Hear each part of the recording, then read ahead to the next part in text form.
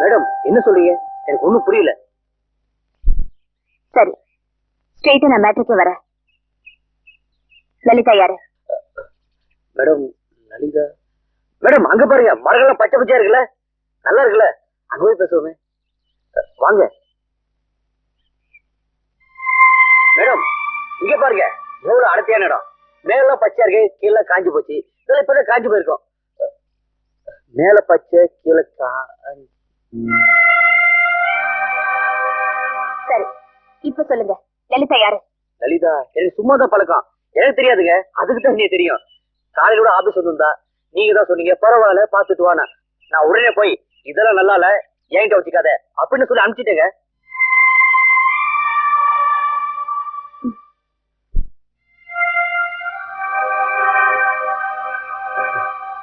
லலிதாங்கிறது ஆம்பளையா இல்ல பொம்பளையா?